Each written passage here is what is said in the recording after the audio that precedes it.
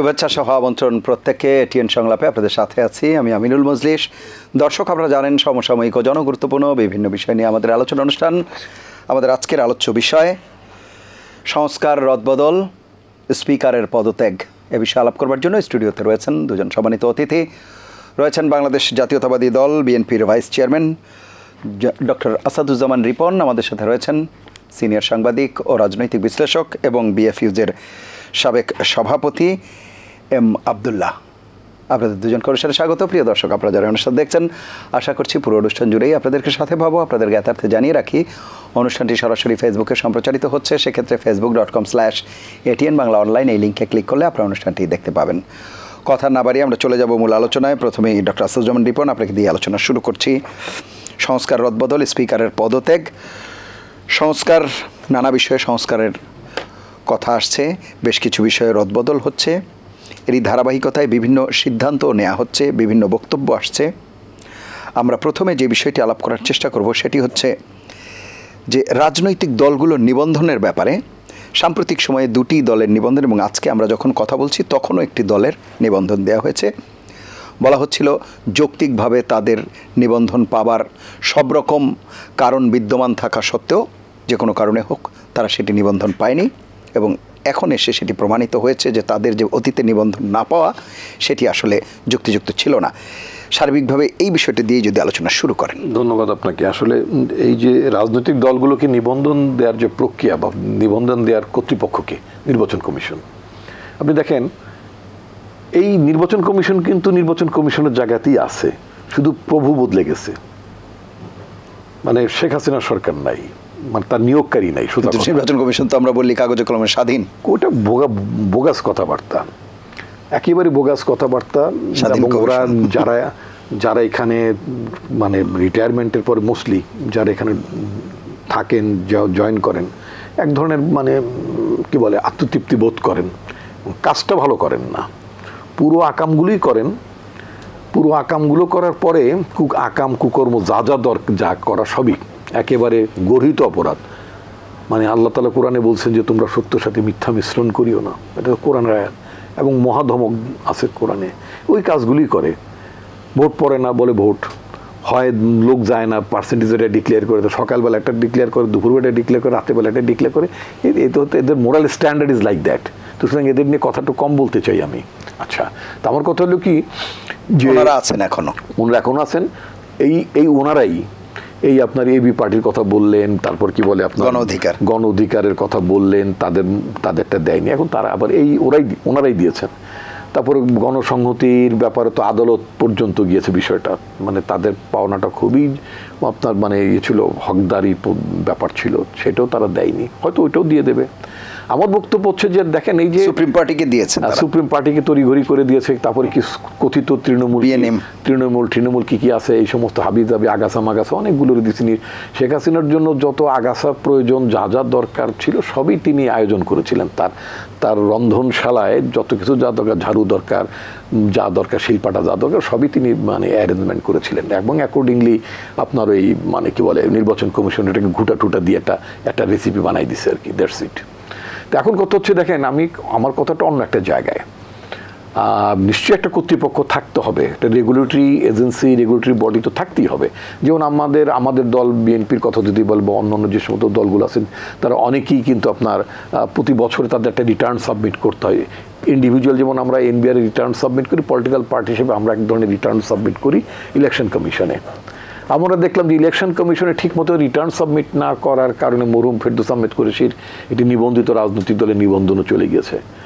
আমার বক্তব্য আরেকটি জায়গায়। আমরা যে আওয়ামী লীগের 14 পার্টির যে একটা অ্যালায়েন্স, কথিত একটা অ্যালায়েন্স ছিল, এই অ্যালায়েন্সের মধ্যে we heard the name of many old political parties like গণ আজাদি লীগ, তারপরে ন্যাশনাল আওয়ামী পার্টি মুজাফর সাহেবের নেতৃত্বাধীন, এগুলো ছিল। তো এই পার্টিগুলোর তো আমি তো রাজনৈতিক কারণে এই গত কয়েকদিনের 4টা জেলা সাংগঠনিক সফর করে আসলাম। I did not find any signboard of this kind of political party. এদের কারোর কোনো সাইনবোর্ড দেখি নেই। তাহলে এটা কি কোনো চিরস্থায়ী ব্যবস্থা কিনা? চিরস্থায়ী ব্যবস্থাটা হলো এই যে ওয়ান্স মৌলানা আব্দুর রশিদ তর্কবাগী অত্যন্ত নমস্য ব্যক্তিত্ব, অত্যন্ত শ্রদ্ধেয় ব্যক্তিত্ব, তাই না? সেই মানে আপনার মানে 60-এর দশকের আমল থেকে তাদের তো একটা বর্ণাঢ্য ইতিহাসও ছিল।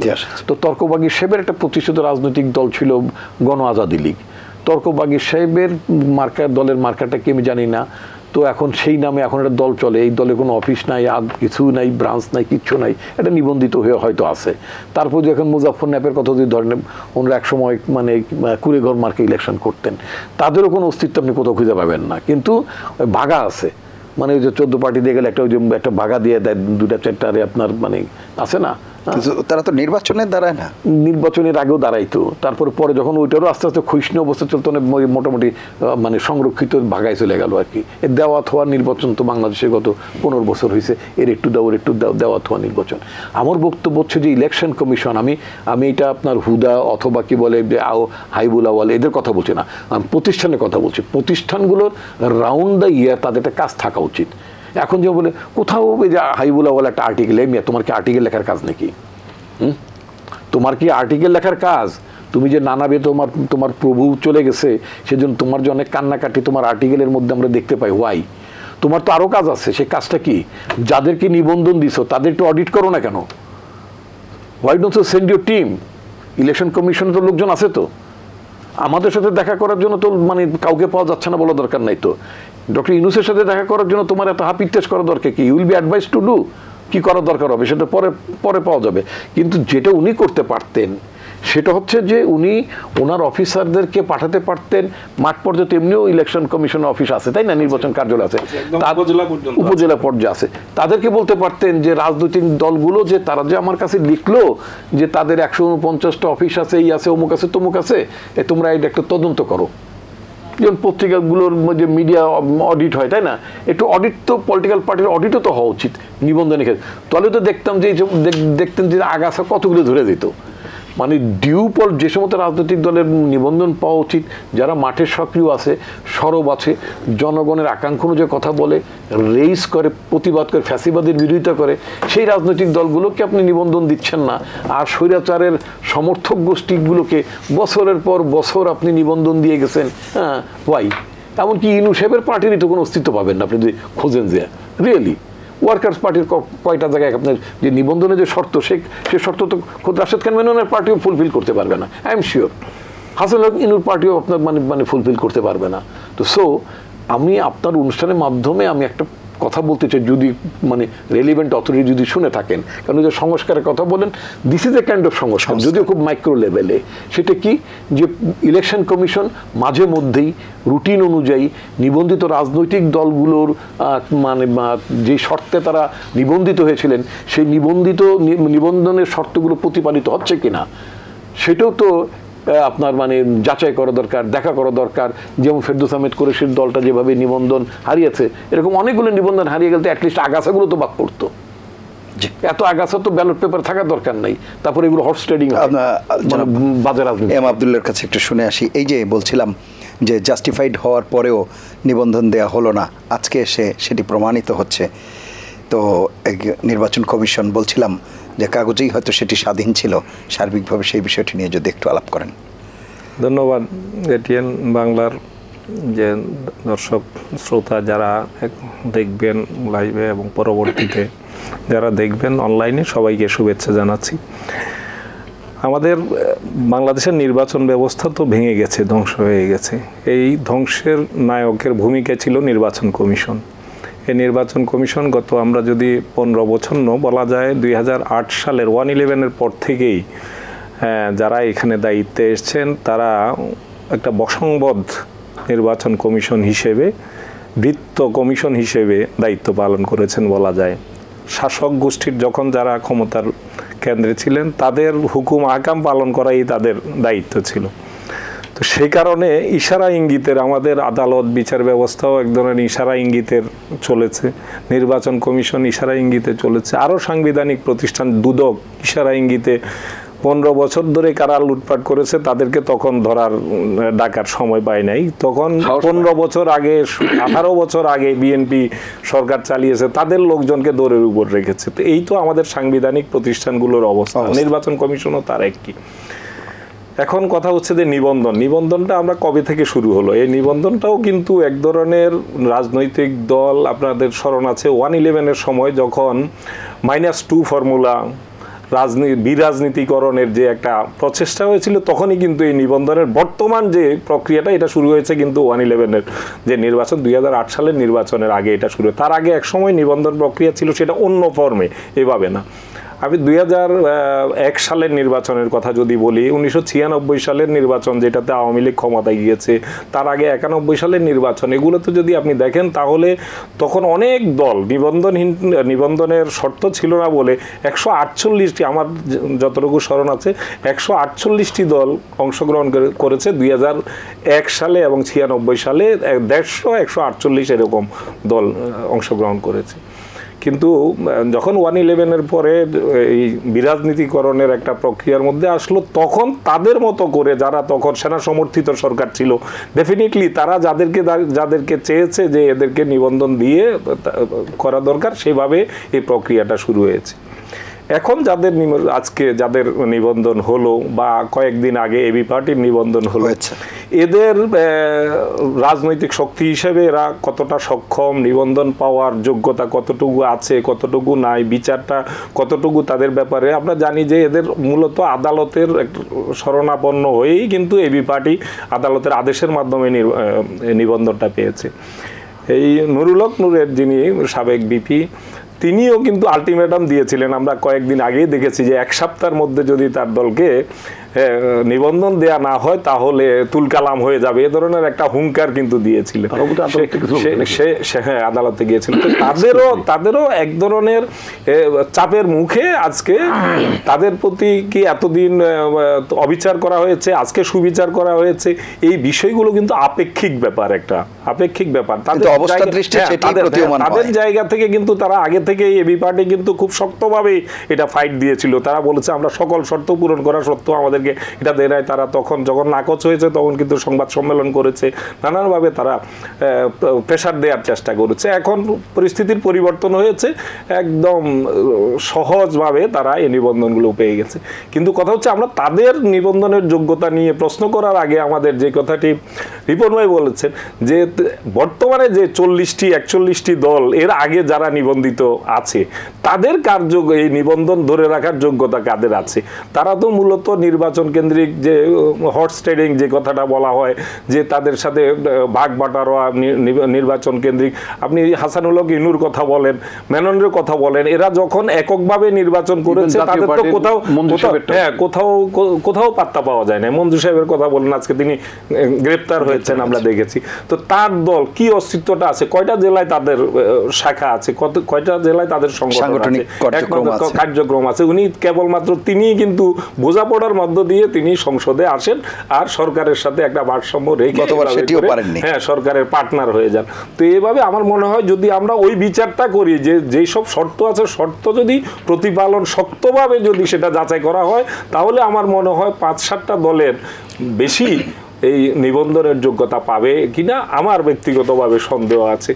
তারপরে সেই কারণেই আমরা এদের যোগ্যতার ভিত্তিতে দিয়েছে কি অযোগ্য হিসেবে দিয়েছে এই বিতর্ক এখন সেখানে প্রাসঙ্গিক না, যদি আমরা যতক্ষণ না পর্যন্ত প্রত্যেকের ক্ষেত্রে যথাযথভাবে নিবন্ধনের শর্তগুলো আমরা যাচাই করতে পারছি ততক্ষণ পর্যন্ত আমি বিশ্বাস করি যে এই যে নিবন্ধন প্রক্রিয়াটা শুরু হয়েছে, এই প্রক্রিয়া আরো দল নিবন্ধন পাবে আগামী দিনগুলোতে। আমরা হয়তো দেখতে পাবো নির্বাচন যদি ধরেন আমরা কেউ দাবি করছে খুব সহসা, সেই সহসা নির্বাচন হবে বলে আমার অন্তত মনে হচ্ছে না। কেউ ধারণা করছেন 1 বছর 2 বছর, এটা যদি 3 বছরেও গড়ায় তাহলে অবাক হওয়ার কিছু থাকবে না। এই 3 বছরের মধ্যে আরো অনেক দলের নিবন্ধন আমরা দেখতে হতে পারে, এবং আগামী নির্বাচন যেটা হবে সেই নির্বাচনে বর্তমান রাজনৈতিক যে সমীকরণ আছে এটা যে থাকবে, আমার কাছে সংশয় আছে এ ব্যাপারে, যে বর্তমান রাজনৈতিক সমীকরণটা আগামী নির্বাচন পর্যন্ত থাকবে না। এভাবে নতুন নতুন দল আসবে, বিশেষ করে যে দুটি দলের কথা বললেন এদের মধ্যে তরুণদের একটা প্রাধান্য আছে। আমরা কিন্তু এই তরুণদের নেতৃত্বেই কিন্তু একটা বড় ধরনের একটা অভ্যুত্থানের মধ্য দিয়ে আমাদের এখানে এসেছে। আরেকটা রাজনৈতিক দলের নিবন্ধন নিয়ে এখন তুমুল আলোচনা আছে, সেটা বাংলাদেশ জামাতে ইসলামী। তাদেরও আপনারা জানেন যে একদিন আগেই তারা উচ্চ আদালতে তারা নিবন্ধন বাতিলের বিরুদ্ধে তারা রিভিউ চেয়েছে, এবং সেটা অক্টোবরে তাদের এটা শুনানি হবে। আমার ধারণা যে ফলাফল মুরদের মতোই হবে।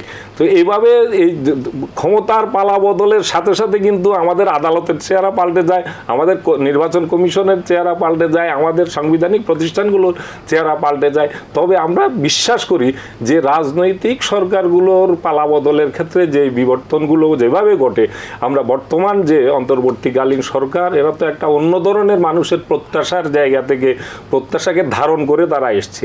তাদের সময়ে এই বিষয়গুলো আশা করা যায় যে সংবিধান, আইন কানুন, বিধি বিধান এগুলোর ব্যাপারে অনেক বেশি সচেতন থাকবেন, যাতে করে তারা আবার সে ধরনের একটা বিতর্কের জায়গায় গিয়ে তাদেরকে নিয়ে আমাদের সেই বিতর্কিত আচরণের এই বিষয়গুলো আলোচনায় যাতে উঠে না আসে, সেই বিষয়টা আমার মনে হয় তাদের স্মরণ রাখলেই ভালো হবে। অসংখ্য ধন্যবাদ ডক্টর আসিফুজ্জামান রিবন। আরও একটি প্রসঙ্গে আমরা আসছি, সেটি হচ্ছে আজ স্বরাষ্ট্র উপদেষ্টা উনি বলেছেন যে বিডিআর বিদ্রোহের পুনঃতদন্ত এবং ন্যায় বিচারের স্বার্থেই সেটি প্রয়োজন। আমরা জানি ওনার নেতৃত্ব সেটি হয়েছিল।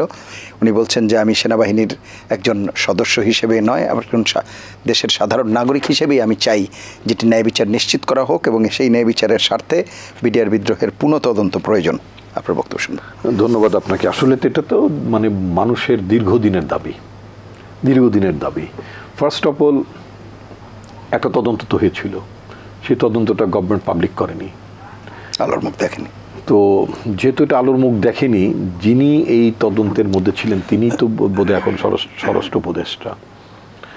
আগে ওইটারও মানে মানে আলোতে আনা দরকার। ওইটা আলোতে আনতে হবে। ওটা কি হবে, নতুন তদন্ত হবে ঠিক আছে, কিন্তু ওটার আগেরটা কি হবে গেল এক। তো আগের তদন্তের ফলাফলও জাতি জানতে চায়, কি অসঙ্গতিগুলো ছিল। সেই অসঙ্গতি যদি বড় মাপের থাকে, কারণ এখানে আরেকটা very important and pertinent question আছে। বিডিআরে একজন ডিজি ছিলেন at that time brigadier general Moinul Hossain, right? Moinul Islam Atiqul ইসলামের ভাই, ঢাকার নর্থ সিটির মেয়রের ভাই। তার একটা ভিডিও আমি মানে আপনার সোশ্যাল মিডিয়াতে দেখেছি, খুবই তোলপাড় করা একটা ভিডিও। সেখানে অনেকের বিরুদ্ধে অভিযোগ ছিল। তো যেহেতু নতুন করে আপনার একটা তদন্তের ব্যাপার আসছে, আমি বিষয়বস্তুটা তুলে ধরতে চাই না। সুতরাং ব্রিগেডিয়ার জেনারেল মানে পরবর্তীতে মেজর জেনারেল মইনুল ইসলাম যে কথাগুলো বলেছেন অ্যাজ ফরমার ডিজি বিডিআর এবং বোধহয় তদন্তের সময় বোধহয় তিনি মইনুল ইসলামই দায়িত্বে ছিলেন আমার ধারণা। তাহলে মইনুল ইসলামও তিনি নতুন তদন্তের মুখোমুখি হবেন। তাকেও এই যে কথাগুলো তিনি ইউটিউবে বলেছেন, সোশ্যাল মিডিয়াতে ভিডিওতে বলেছেন, সে কথাগুলো নিশ্চয়ই তিনি বলবেন। তার তো a kind of testimony is there, right? তো সুতরাং সেটাও যেন আমলে ধরা হয়।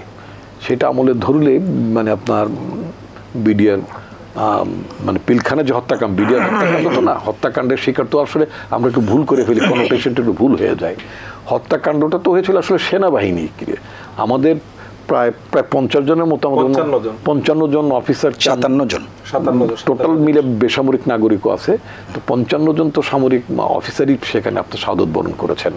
সুতরাং বলা যেতে পারে যে সামরিক বাহিনীর যে হত্যাকাণ্ড পিলখানায় যেটা ঘটেছিল, বিষয়টা এইভাবে হলেই বোধহয় ভালো হয়। বিডিআর হত্যাকাণ্ড তো মানুষ হয়তো মনে করতে বিদ্রোহ বলছি, বিডিআর হত্যা, রাইট না, মানে পপুলারলি পাবলিক এভাবে বলে যে মানে বিডিআর পিলখানা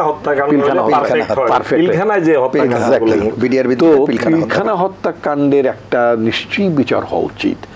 এতগুলো আমাদের মুক্তিযুদ্ধেও কিন্তু এতগুলো আপনার সামরিক কর্মকর্তা কিন্তু জীবন দেয়নি, তাই না? তো সুতরাং এটা খুব ছোটোখাটো বিষয় ছিল না, এটাকে অন্তর্ঘাতমূলক ব্যবস্থা ছিল কিনা, খুব পরিকল্পিতভাবেই আমাদের এইসব চৌকস অফিসারগুলোকে আপনার মানে মৃত্যুর দিকে ঠেলে দেওয়া হয়েছিল কিনা, অথবা যখন তারা আক্রমণ বা আক্রান্ত যারা হয়েছিলেন, আক্রমণ শিকার যখন হয়েছিলেন, তাদেরকে রেস্কিউ করা, তাদেরকে উদ্ধার করা অথবা বিদ্রোহ ডিমিনিশ করা আর সামর্থ্য নিশ্চয়ই আমাদের ছিল, এটা তো আমরা জানি। তো সুতরাং সেগুলো কেন করা হয়নি, কারা সেটার জন্য দায়ী, এই সমস্ত কিছু মানে আলোচনায় আসা উচিত। এবং আমার মনে হয় এটা অত্যন্ত গুরুত্বপূর্ণ ইস্যু। স্বরাষ্ট্র উপদেষ্টা যেটা মানে তুলেছেন, তার নিজের নেতৃত্বাধীন আপনার মানে তদন্ত কমিশনটাও তিনি পাবলিক করবেন বলে আমি বিশ্বাস করি। অন দ্য আদার হ্যান্ড আপনার মইনুল ইসলামের মানে অ্যাজ বিডিআর ডিজি তার যে টেস্টিমনি, সেই টেস্টিমনিটাকে আমলে নিয়ে তারপরে মানে আপনার নতুন যদি কিছু হয় সেটা হতে পারে।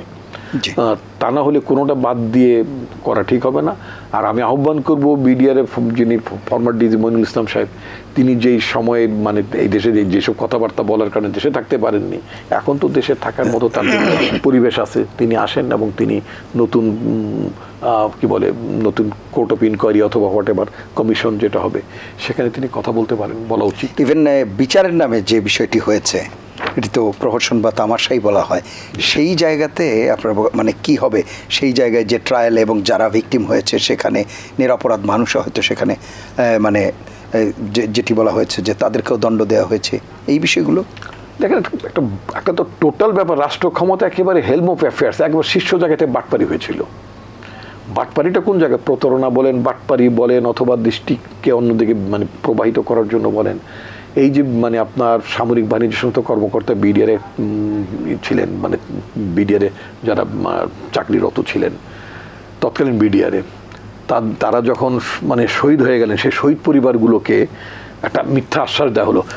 এক্সকিউজ মি, আমাদের পার্টির চেয়ারপারসন বেগম খালেদা জিয়া, জাতীয় সংসদে তৎকালীন সরকার তাকে যে একটা বাসভবন, প্রেসিডেন্ট জিয়া রহমানের স্মৃতিধন্য যে একটা বাসভবন ক্যান্টনমেন্টের মধ্যে ছিল, অত্যন্ত দ্রুত গতির সাথে প্রতারণা করে শুধুমাত্র বেগম খালেদা জিয়াকে, শহীদ রাষ্ট্রপতি জিয়া রহমানের শহীদ সহধর্মিনীকে ওই বাড়ি থেকে উচ্ছেদ করতে হবে বলে তারা হারিডলি তারা এই কাজটা করলেন, উচ্ছেদ করলেন এই আওয়ামী লীগ সরকার, নাটক সাজালেন এবং একটা ফলস সেন্টিমেন্ট ক্রিয়েট করার জন্য, আব্দুল সাহেব আপনার নিশ্চয়ই মনে আছে, তখন তিনি এই মানে আপনার পিলখানা হত্যাকাণ্ডের শিকার সামরিক বাহিনীর কর্মকর্তাদের স্ত্রী মানে পরিজন যারা ছিলেন তাদেরকে তিনি কিন্তু নাটক করতে খুব ওস্তাদ। আমাদের সাবেক মানে মানে মানে আপনার কর্তৃত্ববাদী কথিত প্রধানমন্ত্রী, তিনি তো এগুলো করতেন। তো তিনি তাদেরকে বলেছিলেন যে ওই জায়গাতে হবে মানে আপনার আবাসন ব্যবস্থা, মাল্টি স্টোরি বিল্ডিং হবে, এইসব শহীদ পরিবারদের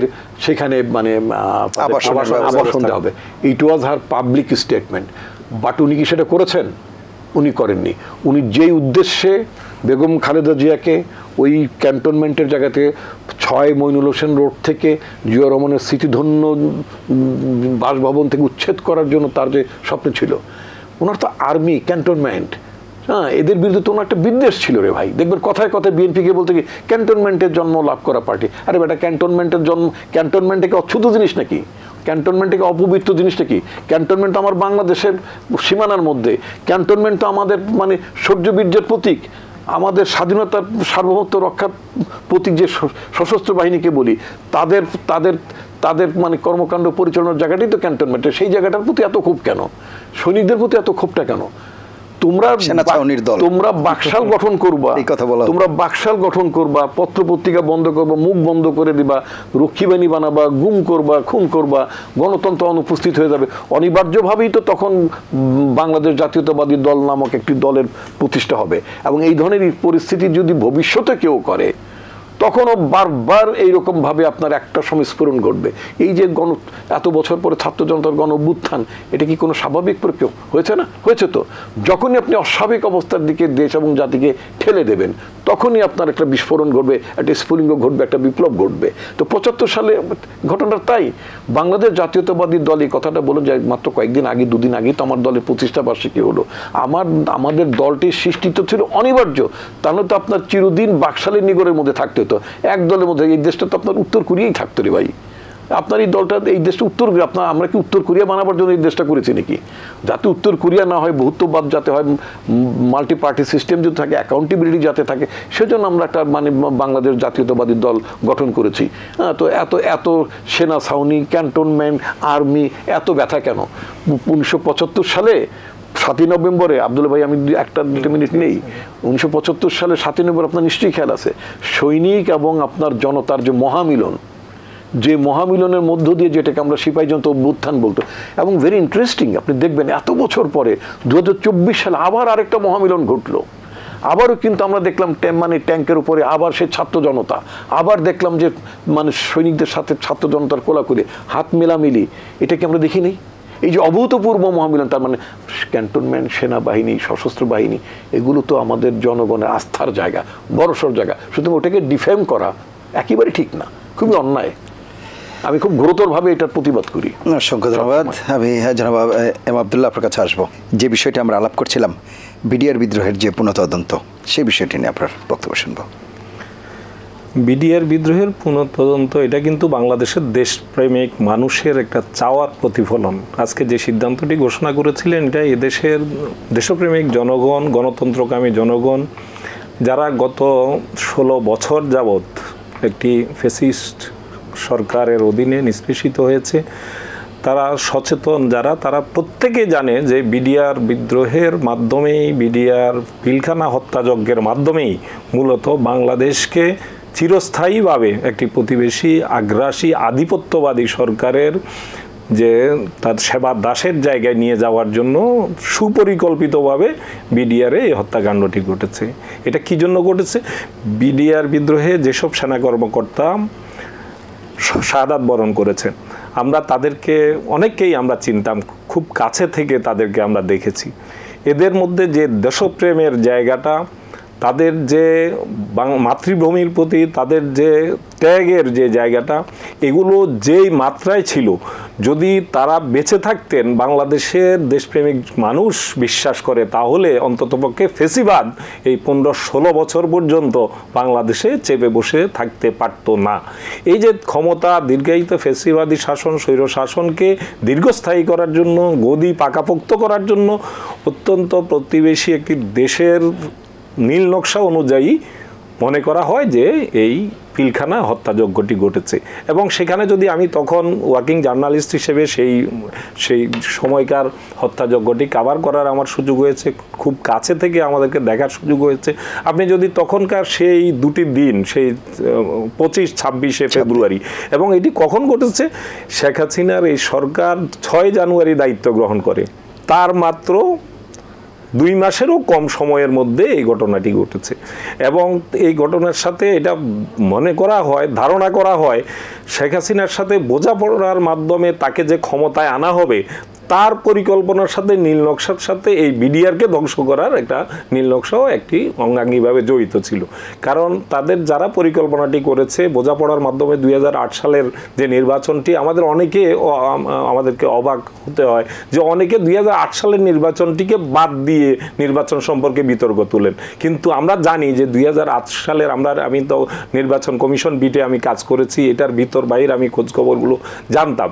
2008 সালের নির্বাচনে 100-র বেশি বিএনপির আসন, যেগুলো বিএনপির জন্মলগ্ন থেকে দাঁড়ালেই বিএনপি প্রার্থী পাশ করেছে, এই সমস্ত আসনগুলো প্রথমে এগুলা সীমানা পুনর্নির্ধারণ করে এটাকে তছনছ করে দেওয়া হয়েছে। এবং এই 100-র বেশি আসনে আবার আরও তাদের কাছ থেকে, বিএনপি থেকে কেড়ে নেওয়ার জন্য পূর্ব রাতে সেখানে 20,000 করে ভোট সেখানে যোগ করে দেওয়া হয়েছে, ব্যালট যোগ করে দেওয়া হয়েছে 100-টির বেশি আসন, যেগুলো সবসময় বিএনপি প্রার্থী দাঁড়ালেই সেসব আসনে বিজয়ী হতো। তো এইভাবে কিন্তু বোঝাপড়ার মাধ্যমে একটা দিল্লিতে তখনকার সময়ে মঈনুল আহমেদ কিভাবে দিল্লিতে গিয়ে ঘোড়া মঈন হয়েছেন এবং সেই বিষয়গুলো আমরা জানি। তো সেই পরিকল্পনার ওখানকার যে নীল নকশা, তার অংশ হিসেবেই বিডিআরকে ধ্বংস করা হয়েছে। আপনারা জানেন যে আমাদের এই বিডিআর এখন যেটা বিজিবি নামকরণ করা হয়েছে, এই বিডিআর কিন্তু সীমান্তে আমাদের গর্বের জায়গাটা কিন্তু উঁচু করে রেখেছিলেন, সমুন্নত করে রেখেছিলেন। এই বিডিআরকে বিএসএফ সাংঘাতিক রকম ভয় পেত। এবং কি জন্য ভয় পেত? কারণ ওখানকার বিএসএফ এর যে কাঠামো, তার সাথে বিডিআর এর কাঠামোটা, সেনাবাহিনীর সম্পৃক্ততা, এখানকার অবস্থাটাই সম্পূর্ণ ভিন্ন ছিল। তারা সবসময় আতঙ্কে থাকতো, কখনো বিডিআর এর দিকে কোনো কিছু চোখ রাঙানোর, চোখ তুলে তাকানোর কোনো সুযোগ পেত না। সেই অবস্থাটাকে ধ্বংস করে দেওয়ার জন্যই কিন্তু অত্যন্ত পরিকল্পিতভাবে শুধু বিডিআর এর সেই সেনা কর্মকর্তা বিডিআরকে ধ্বংস করে নাই, একই সঙ্গে তাদের পোশাক, ওই পরিকল্পনার অংশ, তাদের পোশাক চেঞ্জ করা, নাম বদল করা, এগুলা সবই কিন্তু সেই পরিকল্পনারই অংশ হিসেবে এটা করা হয়েছে। এবং সেই নির্মমতার সময় কেন সেনাবাহিনীকে সেখানে যেতে দেওয়া হলো না, তারা পরিষ্কারভাবে মানে তারা প্রস্তুত ছিল। ক্যান্টনমেন্ট থেকে পিলখানার দূরত্ব কতটুকু, যেতে কত সময় লাগতো, এই বিষয়গুলো কেন তারা সম্পূর্ণভাবে প্রস্তুত ছিল, অনুমতি চেয়েছিল। সেনাপ্রধান নিজে বলেছেন যে আমি বারবার অনুমোদন চেয়েছি, এবং তার মধ্যে এই বিষয়গুলো তো যুক্তি হিসেবে বলছে যে যত অল্প জায়গা মানে এখানে লোকালয়ে জিনিসটা ছড়িয়ে যেতে পারে। না, এটা কোনো যুক্তি ছিল না সেই সময়। কেন সাহারা খাতুন, কেন নানক, কেন তাপস, তারা কেন বিশেষভাবে সক্রিয় ছিলেন, তারা কোথায় ছিলেন, তাদের ভূমিকা কি ছিল, এগুলো কিন্তু বিভিন্নভাবে বাংলাদেশের মানুষ কিন্তু জানতে পেরেছে।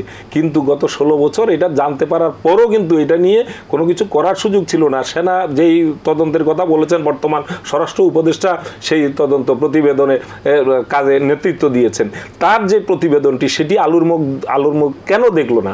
আলুর মুখ দেখে নাই, কারণ সেখানে প্রকৃত চিত্রটা সেখানে উঠে এসেছিল, সেই জন্য সেটা প্রকাশ তো করতে দেওয়া হয়নি। এবং তৎকালীন প্রধানমন্ত্রী সেনা অফিসারদের সাথে যে সভা করেছেন সেখানকার ভিডিও অডিও বাইরে কিন্তু ভাইরাল হয়েছিল। সেখানে সেনা কর্মকর্তারা কিভাবে আহাজারি করে সেখানকার ঘটনাগুলো বর্ণনা করে তাদের সহযোদ্ধাদেরকে হারানোর সেই বেদনার কথা কিভাবে তুলে ধরেছেন, এবং সেখানে নেপথ্য কারণগুলো তারা তুলে ধরেছেন। ওইসব সেনা কর্মকর্তাদেরকে পরবর্তীতে তাদেরকে সেখান থেকে ঝেঁটিয়ে বিদায় করে দেওয়া হয়েছে, কাউকে চাকরিচ্যুত করা হয়েছে, কাউকে বিদেশে পাঠিয়ে দেওয়া হয়েছে, ফোর্স লিভে দেওয়া হয়েছে। এভাবে করে কেন এইগুলো করা হলো? যদি ওই সরকার যারা ক্ষমতাসীন ছিলেন তাদের যদি কোনো এর সাথে ইনভলভমেন্ট না থাকতো, তাহলে তো যারা এত বড় একটা হত্যাযজ্ঞের বিরুদ্ধে যারা প্রতিবাদী হয়েছে তাদের সেই কথাগুলোকে আমলে নেওয়ার কথা, আমলে নিয়ে সেভাবে বিচারটা, সেভাবে তদন্তটা এগোনোর কথা। তো তারা ন্যায্য কথা বলে তারা বরং সেখানে তারা আক্রোশের শিকার হয়েছেন, তাদের বিরুদ্ধে ব্যবস্থা পানিশমেন্ট হয়েছে। এর মধ্য দিয়েই তো বোঝা যায় যে এখানে তৎকালীন সরকারের এই জায়গার সাথে, এই ঘটনার সাথে, এই হত্যাযজ্ঞের সাথে তাদের সম্পর্ক ছিল, এবং এই দায় তারা এড়াতে পারেন না। আমি বিশ্বাস করি এখন যদি সুষ্ঠু নিরপেক্ষভাবে সত্যিকারের ঘটনা উদ্ঘাটন করা সম্ভব হয়, ততক্ষণকার সময়ের সর্বোচ্চ ব্যক্তি থেকে শুরু করে আরও অনেকেই এই বিডিআর হত্যাযজ্ঞের, এই পিলখানা হত্যাযজ্ঞের সাথে তাদের জড়িত থাকার প্রমাণ মিলবে, এবং সেজন্য তারা বিচারের মুখোমুখি হবেন। এবং আমি বিশ্বাস করি এত বড় একটি বাংলাদেশের ভাগ্য নির্ধারণী ঘটনা, আমি মনে করি যে সেই ভাগ্য নির্ধারণী ঘটনা যেখানে আমাদেরকে এই 16 বছর আমাদেরকে এই জন্য অনেক মূল্য দিতে হয়েছে, আমি মনে করি যে এখন যদি সুষ্ঠুভাবে তদন্ত হয়ে সত্যিকারের বিচার হয়, তাহলে তারা প্রকৃত দোষীরাই শাস্তি পাবেন। এবং যাদের প্রতি অবিচার হয়েছে বলে আপনি একটু আগে বললেন, আমি মনে করি তাদের পরিবারের কাছেও সরকারের পক্ষ থেকে ক্ষমা, অন্তত তাদেরকে হয়তো ফিরিয়ে দেওয়া যাবে না, অন্তত পক্ষে ক্ষমা চাওয়া উচিত যে তাদের প্রতি অবিচার করা হয়েছে, প্রকৃত ঘটনাকে আড়াল করে তাদের প্রতি ন্যায় বিচারের পরিবর্তে অবিচার করার কারণে তৎকালীন সরকারের হয়ে বর্তমান সরকার ক্ষমা চাইতে পারে। আরেকটা বিষয় আমি একই সঙ্গে স্মরণ করিয়ে দিতে চাই যে অতীতে আমরা কোনো মামলায় এরকম পুনঃতদন্তের আমাদের সামনে উদাহরণ আছে, যেমন 21শে আগস্টের মামলা। সেখানে রাজনৈতিক প্রতিপক্ষকে এখানে ইনভলভ করার জন্য 6 বার তদন্ত কর্মকর্তা পরিবর্তন করা হয়েছে উদ্দেশ্যমূলকভাবে। হ্যাঁ, আব্দুল কাহার আকন্দকে দিয়ে সেখানে খেয়াল খুশি মতো চার্জশিট দিয়ে তারেক রহমানকে, বিএনপির প্রতি মনোভাবটা কি, আক্রোশ থেকে সেটা করা হয়েছে। তো সেই জাতীয় আমি বলবো এবারে তদন্তে পিলখানা হত্যাযজ্ঞের ক্ষেত্রে পুনঃতদন্ত এবং বিচারের ক্ষেত্রে এখানে বিশ্বাসযোগ্যতার জায়গাটা এবং তদন্তের যে তদন্ত এবং বিচার প্রক্রিয়ায় স্বচ্ছতার জায়গাটা, তথ্য প্রমাণের জায়গাতে কোনো রকম মানে অগোছালো যাতে ভবিষ্যতে যাতে কোনো ওই রকম ওই যে 21শে আগস্টের যে উদাহরণ সেটাকে সামনে রেখে এমন কিছু করা উচিত হবে না যে নতুন তদন্ত এবং নতুন বিচারটি প্রশ্নবিদ্ধ হয়। আমি বলবো সত্যিকার অর্থে যারা দায়ী এই পুনঃতদন্তের মাধ্যমে তাদেরকেই এখানে বিচারের মুখোমুখি করা হোক।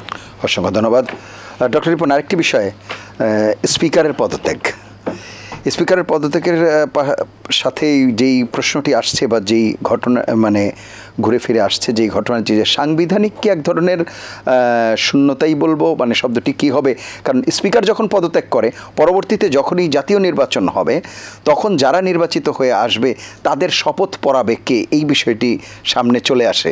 এখন বিষয়টি কি এরকম কিনা যে স্পিকারের পদত্যাগপত্র ততক্ষণ পর্যন্ত গৃহীত হবে না যতক্ষণ পর্যন্ত নতুন স্পিকার না আসে? বিষয়গুলো আপনার কাছে একটু শুনবো প্লিজ। ধন্যবাদ আপনাকে। আসলে দেখেন, এখন বর্তমানে বাংলাদেশে যে সরকারটি আছে, এই সরকারটি কি আপনার কথিত সংবিধান অনুযায়ী কোনো নির্বাচিত সরকার? নিশ্চয়ই না। না, বলা হয় জন আকাঙ্ক্ষার প্রতিফলন। এক্স্যাক্টলি। আপনি তো আপনার ত্রয়োদশ সংশোধনের মধ্য দিয়ে আপনি যখন নির্বাচনী ব্যবস্থাটা, তত্ত্বাবধায়ক ব্যবস্থাটাকে যখন বাতিল করে দিলেন, তারপর প্রতারণামূলকভাবে আপনি যখন পঞ্চদশ সংশোধনী আপনি যখন ইন্ট্রোডিউস করলেন, তো এটার মধ্য দিয়ে আমি বহুবার আপনার চ্যানেলে বলেছি, বহুবার বলেছি, যে আপনার হয়তো পুরনো দর্শক থাকলে তারা বলবে যে একই কথা বারবার বলছেন। আমি বারবার বলতাম যে পৃথিবীর ইতিহাসে 18 মাস পরে, রিটায়ারমেন্টের পরে যে নাতিপুতি কোলে নিয়ে আপনার আবার একটা জাজমেন্ট বাড়িতে বসে লিখে দেওয়ার নজির কোনো সভ্য কোনো গণতান্ত্রিক রাষ্ট্রে নেই। এটা বাংলাদেশে ঘটেছে, কারণ শেখ হাসিনার জন্য ওটা দরকার ছিল। ওনার ফরমাইশ আপনি দেখবেন যে আপনার এই যে সিরিয়ালি যারা যারা আপনার 13 অ্যামেন্ডমেন্ট যারা বাতিল করেছে, দেখবেন সিরিয়ালি সমস্ত লোকগুলোকে তিনি পরবর্তীতে প্রধান বিচারপতি বানিয়েছেন, সবাইকে রিওয়ার্ডেড করেছেন তিনি। খুব গভীর, মানে যেটা বলে টার্গেট কিলিং বলি না আমরা, এটা পলিটিক্যালি শেখ হাসিনা একটা টার্গেট কিলিং এর বিষয় না, গণতন্ত্রকে মানে ডেমোক্রেসির কিলিং এর জন্য ওনার একটা টার্গেটটা ছিল যে এইভাবে করে উনি একটা চিরস্থায়ী ক্ষমতার বন্দোবস্ত তিনি রাখতে চেয়েছেন। কিন্তু এটা যে রাখা যায় না, এই শিক্ষাটা উনি ইতিহাস থেকে অবশ্যই শিক্ষা গ্রহণ করেননি। That is a different issue. এখন আপনি যেটা নিয়ে আসলেন যে স্পিকার শিরিন শারমিন চৌধুরী, স্পিকার শিরিন শারমিন চৌধুরী কি কোনো ন্যায়ভিত্তিক কোনো আপনার নির্বাচন, মানে ন্যায়ভিত্তিক নির্বাচন বলছে, অর্থাৎ জনগণ যে নির্বাচন দিয়ে জনগণ তার প্রতিনিধি নির্বাচিত করে, যেই পার্লামেন্ট নির্বাচিত করে, কথাগুলো বহুবার বলেছি, ওই পার্লামেন্ট আমি সবসময় বলতাম যে ইট ওয়াজ এ ফেক পার্লামেন্ট, নামে parliament, it was A fake parliament, it was not a parliament, it was not an election. আপনি পার্লামেন্ট সাজিয়েছেন, মানে ওই ছেলেবেলায় আমরা বলতে, আপনার অনুষ্ঠানে বোধহয় বলেছি যে আমরা ছোটোবেলায় আমাদের যারা বোন ছিল আমাদের খেলতে নিত না ছেলে হওয়ার কারণে, তারা কি করতো, তারা তারা দুধ ভাত মানে মিশি খেলা খেলতো না, রান্না করতো ছোট ছোট মানে পাতিলে রান্না করতো, তারপরে নিজের ওটা নিয়ে বলতো, খেতে বলতো কেমন লাগতেছে, বলতো খুব মজা লাগতেছে, মানে একটা তৃপ্তির মতন জিব্বা নাড়াচাড়া করতো। এই ছেলেবেলার যেটা ছেলে খেলা, তারা বলতো খুব মজা লাগছে। তো তেমনি শেখ হাসিনা নিজেকে বলতেন যে আমি নির্বাচিত সরকার, অথচ উনি নির্বাচিত সরকার না। উনি বলতেন নির্বাচিত পার্লামেন্ট, অথচ এটা নির্বাচিত পার্লামেন্ট ছিল না। তো নির্বাচিত পার্লামেন্ট থাকলে না তার একটা স্পিকার লাগে, এবং খোদ শিরিন শারমিন উনি যেভাবে নির্বাচিত হচ্ছেন, এটা কি নির্বাচন ছিল? এটা তো কোনো নির্বাচন। সুতরাং আপনি যে সংসদ, সংবিধান ধারাগুলোকে যে মানে স্বাভাবিক, এটা আমাদের রেসপেক্ট থাকার কথা, রেসপেক্ট থাকা উচিত অ্যাজ এ সিটিজেন, কিন্তু সেই জায়গাটা কি তারা আমাদের সংবিধানকে, সেই সংবিধানটাকে ব্যবহার করে তারা কি সেই জায়গাটা নাল এন্ড ভয়েড না হয়, নাল এন্ড ভয়েড না হলো সেই সমালোচনার জায়গাটা তো থাকতে হবে। আমি সেই জায়গা থেকে এক্সিস্টিং তো ওই জিনিসগুলো আছে, এখন আমরা ওটি নিয়েই চলছি না। সমালোচনা সেটি আছে, সংবিধান আছে, অগণতান্ত্রিক মানে সংবিধান তো আসলে ডেমোক্রেটিক যে ক্যারেক্টারিস্টিক্স সেটা এটার মধ্যে নাই। আমি বরং বলতে চাই, শিরিন শারমিনকে আমি বলতে চাই, তিনি আমাদের ঢাকা বিশ্ববিদ্যালয়ের আমাদের মানে অনুস্পতি, মানে আমাদের ছোট বোন তুল্য, তিনি করেছেন কি বলে যে মানে শি টেন্ডার্ড হার রেজিগনেশন। আমি মনে করি যে অ্যাটলিস্ট নির্বাচনে এমপি হওয়ার জন্য তার যে আত্মশ্লাঘা থাকার কথা ছিল, উনি তো এমপি হননি, ওনাকে অ্যাটলিস্ট উনি যদি পদত্যাগ করে যদি উনি ওনার সেই আত্মশ্লাঘার দায়টা যদি কিছু মানে কমিয়ে থাকার অভিপ্রায় থেকে তিনি যদি করে থাকেন, তাহলে আমি নিঃসন্দেহে তাকে ধন্যবাদ জানাবো। হ্যাঁ, আর আপনি বলবেন সাংবিধানিক শূন্যতা কিছু হয়নি। এই যে মানে প্রফেসর ইউনূস সাহেবের নেতৃত্বাধীন যে সরকারটি, এটা হচ্ছে ছাত্র জনতার গণ অভ্যুত্থানের অভিপ্রায়। আপনি বলছেন কোনো না কোনো বন্দোবস্ত হয়তো কোনো না, কেন এটা তো জনগণের অভিপ্রায় সরকার। এই সরকারের পেছনে ইন্টারন্যাশনাল আছে, সারা পৃথিবী পৃথিবী আছে, জাতিসংঘ আছে। আপনি দেখবেন এই দুদিন পরে তো এই সেপ্টেম্বর মাস চলে আসলো, এই মাসেই তো আপনার জাতিসংঘ অধিবেশন হবে। আমাদের প্রধানমন্ত্রী যারা ছিলেন নীতিতে, আমাদের এই যে শেখ হাসিনার কথা বলেন, উনি প্রধানমন্ত্রী ছিলেন, উনি জাতিসংঘে এর সাথে ওর সাথে মিটঠিট করার জন্য ফেউ করে ঘুরতে হয়েছে, অ্যাপয়েন্টমেন্টও পেতেন না। খোদ আমেরিকায় গেলে আপনি দেখতেন যে ওই দেশের কেউ গুরুত্বপূর্ণ কেউ দেখাও করতো না, ইউরোপের কেউ দেখা করতো না। আপনি এবার যে দেখেন, জাস্ট ওয়াচ ইট, আপনি দেখবেন ডক্টর মোহাম্মদ ইউনূস এবার যে জাতিসংঘ অধিবেশন যাবেন, এই যে একজন মানে বাংলাদেশের মানে গৌরব, Nobel laureate professor Mohammad Yunus যে এবার বাংলাদেশের নেতৃত্ব দিতে যাচ্ছেন আপনার জাতিসংঘে, দেখবেন মেনি হেডস অফ স্টেটস, অনেক রাষ্ট্রপ্রধান তাকে ওভেশন জানাবেন, মানে তার সাথে মিট করবেন, ফটো সেশন করবেন, জানতে চাইবেন যে বাংলাদেশকে আমরা কি করতে পারি, আর কি সাহায্য করতে পারি। পুরো মানে মালয়েশিয়ার প্রধানমন্ত্রী ইতিমধ্যে বলেছেন, সৌদি আরবের রাষ্ট্রদূত বলেছেন। আমার ধারণা অনেক আমাদের যে 18 লক্ষ কোটি টাকার বাজেট ঘাটতি, এই যে হাজার হাজার কোটি টাকা পাচার হয়ে গেছে, এক এস আলম কয়েক লক্ষ কোটি টাকা পাচার করে দিছে।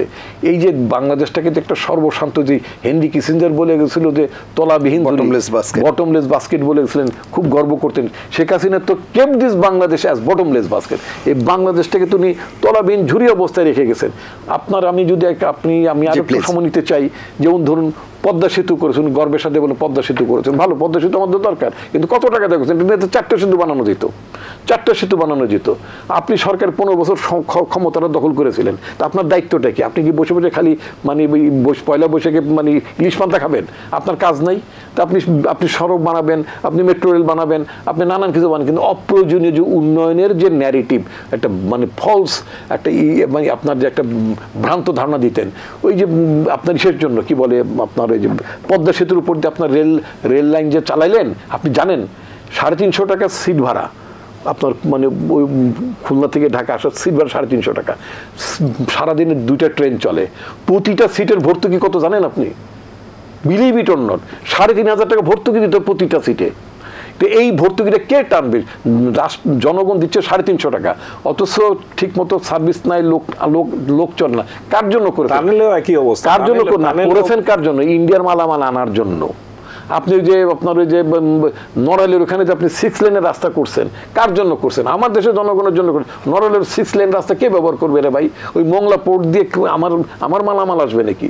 মোংলা পোর্ট দিয়ে ইন্ডিয়ার মালামাল আসবে, নিয়ে চলে যাবে আপনার মেঘালয়, ওদিকে নিয়ে যাবে। সেজন্য তাদের 6 লেনের রাস্তা দরকার ছিল। যে আমার রাষ্ট্রের টাকা, লোনের টাকা নানান জায়গা থেকে আমি আপনার ওই যে কি বলে এক্সিম ব্যাংক নাকি, এই সমস্ত জায়গা থেকে আমার মানে অনেক উচ্চ মূল্যে আমাকে টাকা নিতে হয়েছে, নিয়ে তারপর আপনি মানে এইসব বানাইছেন আরেক রাষ্ট্রের জন্য। বাংলাদেশটা স্বাধীন করলাম আরেক রাষ্ট্রের বাজার বানাবার জন্য, আরেক রাষ্ট্রের রাস্তা চলাচল করার জন্য। আমার দেশের মাটি কেটে রাস্তা বানানো হবে, আমার দেশের নদী আংশিক ভরাট করে দিয়ে আপনি ফেরি পারাপার করে আরেক দেশের মালামাল আপনি নিয়ে যাবেন। আমি হচ্ছি ক্যারিয়ার, মানে গাধা যেমন মাল বহন করে, বাংলাদেশ রাষ্ট্রকে মানে গাধার মতন বানানো হয়েছে। গাধার উপরে চিনির বস্তা যাবে, গাধা চিনি চেখে খেতে পারবে না। তো আমাদের রাষ্ট্রটাকে আওয়ামী লীগ সরকার গাধা বানিয়েছে। আপনার দর্শকদের উদ্দেশ্যে আরেকটি কথা বলতে চাই, আওয়ামী লীগের যে সমস্ত ভ্রাতা এবং ভগ্নীরা যারা এখনও স্বপ্ন দেখেন যে যেহেতু ভবিষ্যতে নির্বাচন হবে, তা আওয়ামী লীগ অ্যাটলিস্ট ওই মানে মই মার্কা নানান মার্কা টার্কা নিয়ে হয়তো কোনোভাবে আবার 10-20টা সিট নিয়ে পাবেন, ওই আশাটা ভুলে যান। পৃথিবীর ইতিহাসে পলাতক শাসক আর কোনদিন ঘুরে আসে না। পলাতক শাসক কোনোদিনের রাজা লক্ষণ সেন এই বঙ্গে আপনার 1208 সালে তিনি একবার পেছনের দরজাতে পালিয়েছিলেন। আর এই বঙ্গের তো নানান ধরনের নামকরণ, বিভিন্ন ইতিহাসে নানান নাম হয়েছে, তাই না? এখন আমরা স্বাধীন করে বাংলাদেশ নাম করেছি আমরা। এই বাংলাদেশের একজন শাসক তিনিও পেছন দরজাতে ভেঙেছেন 1216 সাল, আপনার কি বলে আপনার 1216 বছর পরে আপনার আরেকজনকে আমরা পালাতে দেখলাম। আপনি যদি দেখেন যে দক্ষিণ এশিয়াতে আপনার শ্রীলঙ্কা পালিয়েছে, রাজাপাকসে আসে নাই। আপনি যদি অন্যান্য দেশের দিকে দেন, ইরানের শাহর কথা যদি দেখেন, ইরানের শাহ কি ফেরত আসছে নাকি? পালায় গেলে তার নৈতিক শক্তি থাকে না। খেলা হবে করতে করতে তো কোন গর্তের মধ্যে ঢোকার পরে সেই মানে কাদের সাহেবরা দেখি না। হ্যাঁ, কোথায়? তো বিষয়টা হচ্ছে এমন জায়গায় তারা রাষ্ট্রটাকে নিয়ে গিয়েছিলেন, মানুষকে তুচ্ছ তাচ্ছিল্য করে। মানুষ যে প্রজাতন্ত্রের মালিক, মানুষকে গোলামের মর্যাদাটা এই আগের সরকার দেয় নাই, সুতরাং তার প্রতিফল তো তাকে ভোগ করতেই হবে। জি, আসবো আমি। স্পিকার জনাব এম আবদুল্লাহ, স্পিকারের পদত্যাগ, স্পিকার এটাও আমাদের জন্য একটা গ্লানির বিষয়। স্পিকার শিরীন শারমিন তিনি কিন্তু একটি ঐতিহ্যবাহী পরিবারের সদস্য, রাজনৈতিক পরিবারের সদস্য, গর্ব করার মতো একটি পরিবারের সদস্য। কিন্তু তার যখন জীবন, হ্যাঁ তার এবং মেধাবীও বটে। তাকে নিয়ে অন্তত একটি অঞ্চলই শুধু না, তার এলাকার গোটা বাংলাদেশই গর্ব করতে পারত এবং একসময় করত। যখন তাকে প্রথম স্পিকার করা হয় ব্যাপকভাবে তিনি নন্দিত হয়েছিলেন। কিন্তু দুর্ভাগ্যজনকভাবে তিনি এই যে কখনো রাতের ভোট, কখনো বিনা ভোট, কখনো দামি ভোট, এসব ভোটের মাধ্যমে নিজেও তার পদটাকে কলঙ্কিত করেছেন এবং গোটা রাষ্ট্রটাকে, গোটা দেশটাকে তিনি একটা সংসদটাকে তিনি একটা হাসি তামাশার বস্তুতে পরিণত করেছেন। এই জাতীয় যারা এমন মেধাবী এবং ঐতিহ্যবাহী পরিবারের সদস্য হন, তাদের অন্ততপক্ষে এতটুকু মেরুদণ্ড থাকা দরকার যে এই জাতীয় বিনা ভোটের কোনো নির্বাচনের কাউকে আমি শপথ করাবো না, এ ধরনের পার্লামেন্টের আমি স্পিকার হব না। এতটুকু মেরুদণ্ড যদি না থাকে, ব্যক্তিত্ব যদি না থাকে, তাদের ব্যাপারে আপনি এখন তার পদত্যাগ, তার মানে পদ আছে কি নাই, ভবিষ্যতে কে হবেন, এই আলোচনা কিন্তু অবান্তর। আমার মনে হয় যে প্রথমে তার একটা সিটি স্ক্যান করে দেখা দরকার তার মেরুদণ্ডে কোনো হাড় আছে কিনা। এটা পরীক্ষা করলে বোঝা যাবে যে তিনি তার মেরুদণ্ডের কি অবস্থা। সংবিধানের কথা যদি বলেন, আমরা যেটা রিপন ভাইও বলেছেন যে বর্তমানে যে বাংলাদেশ, সেই বাংলাদেশ কোন সংবিধানের কথা আমরা বলছি? যে সংবিধানটাকে কেটে ছেটে যাচ্ছে তাইভাবে সুরঞ্জিত সেনগুপ্তর মাধ্যমে একটি কমিটি হয়েছিল এই সংবিধান পুনর্বিন্যাসের জন্য, সংশোধনের জন্য, এবং সম্পূর্ণ একতরফাভাবে, যে সংসদে অন্য কোনো বিরোধী মতের কোনো লোক ছিল না। একটি রাষ্ট্রের সংবিধান যখন বড় ধরনের আপনি সংশোধন পরিমার্জন করবেন, সেখানে অবশ্যই সকল মতের মানুষের সেখানে একটা প্রতিনিধিত্বশীল একটা সংসদের মাধ্যমেই করা উচিত ছিল। কিন্তু তা না করে কেবলমাত্র সেই তত্ত্বাবধায়ক ব্যবস্থা বাতিল থেকে এটা সংবিধান সংশোধনীর প্রস্তাবটা কিন্তু তারা করেছে। কিন্তু পরবর্তীতে কি করলো? সংবিধানের প্রতিটি লাইনে লাইনে, প্রতিটি অনুচ্ছেদে নিজেদের মতো করে প্রতিপক্ষ, রাজনৈতিক শক্তি, প্রতিপক্ষ যাদেরকে অপছন্দ করে, মতভিন্নতা আছে, তাদের সকলকে কিভাবে প্রতিটি লাইনে লাইনে তাদেরকে হেয় করা যাবে, জিয়াউর রহমানকে কিভাবে হেয় করা যাবে, একজনকে কিভাবে সব বাংলাদেশের সব কৃতিত্ব একজনকে কিভাবে দেয়া যাবে, কিভাবে মানে অন্যান্য জাতীয় নেতা যারা আছেন, যাদের মুক্তিযুদ্ধে যাদের অবদান আছে, তাদের সব কিছু মুছে ফেলা যাবে, এই সব কিছুকে মাথায় রেখে কিন্তু এটা করা হয়েছে। কিন্তু এর ফল যে শুভ হয় না, আমরা এই সংবিধানের মধ্য দিয়ে পাঠ্য বইতে এসব একজনের সব গুণ কীর্তি ঢুকিয়ে আমরা মনে করেছিলাম, বা যে ফ্যাসিবাদী সরকার ছিল তারা মনে করেছিল যদি এই নতুন প্রজন্মকে এটা প্রতিদিন সকালে এটা গেলাতে পারি, সকালবেলা যদি প্রাইমারি ছাত্রদেরকে বঙ্গবন্ধুর নামে শপথ পড়াতে পারি, জাতির পিতা এই জিগির তোলাতে পারি, তাহলে আগামী 1000 বছরের যত নাগরিক আসবে তারা শুধু এইটাই গিলবে। কিন্তু তাতে তার প্রতিফলন কি আমরা দেখেছি? এই যে তরুণদের যাদের বয়স 7-8 থেকে শুরু করে যাদের বয়স 25-30 পর্যন্ত, তাদেরকে তো গত 15 বছরে তাদেরকে তো এটাই শিখিয়েছেন। কিন্তু শেখানোর ফলাফল হলো কি? আমরা দেখলাম যে যত সারা দেশে যত মূর্তি বানিয়েছেন বা আরও যেসব বিভিন্ন জায়গায় প্রতিকৃতি লাগিয়েছেন, এটা প্রথম কয়েক ঘন্টার মধ্যেই কিন্তু বিনাশ হয়ে গেছে তাদের হাতেই। তো এর অর্থ হচ্ছে কি, কোনো কিছু চাপিয়ে দিয়ে কিন্তু জোর করে কারো কাছ থেকে কোনো সম্মান আদায় করা যায় না, শ্রদ্ধা আদায় করা যায় না। এটা শ্রদ্ধা হতে হবে মন থেকে। যদি আপনি একটা ভারসাম্যপূর্ণ জায়গায় রাখতেন, যার যা প্রাপ্য, জিয়াউর রহমানের যতটুকু প্রাপ্য সেটা, বঙ্গবন্ধুর যতটুকু প্রাপ্য সেটা, এবং তাজউদ্দিন আহমেদের যতটুকু, যিনি মুক্তিযুদ্ধে প্রত্যক্ষভাবে যিনি তখনকার প্রবাসী সরকারের প্রধানমন্ত্রী ছিলেন, তাকে পর্যন্ত মুছে ফেললেন। মাওলানা ভাসানী, যিনি মুক্তিযুদ্ধের প্রকৃত বাংলাদেশ, স্বাধীন বাংলাদেশের প্রকৃত স্থপতি হচ্ছেন মাওলানা ভাসানী, তাকে অস্বীকার করে ফেললেন। তিনি এই আওয়ামী লীগ দলটা প্রতিষ্ঠাতা, তিনি তাকে অস্বীকার করলেন। সরওয়ার্দী, AK ফজলুল হক, তাদের সবাই নাম মুছে ফেললেন। কারোর জন্য গত 15 বছরে কোথাও একটা স্মরণ সভা পর্যন্ত করতে দিলেন না। তো এই যখন করবেন তখন তার প্রতিক্রিয়ায় যা হওয়ার তাই হয়েছে। আমি ফিরে আসছি স্পিকারের কাছে। স্পিকারের ব্যাপারে তার পদত্যাগজনিত যে সাংবিধানিক কথা বলছেন, যেহেতু আমরা অনেক ক্ষেত্রেই মূলত সংবিধানের যে ব্যত্যয় তো ঘটাতে হচ্ছে, কারণ এই সংবিধান বাংলাদেশের জনগণের সংবিধান না। এই সংবিধান ছিল একটি ফেসিবাদী সরকারের তাদের নিজস্ব এজেন্ডা, নিজস্ব গদি রক্ষার সংবিধান।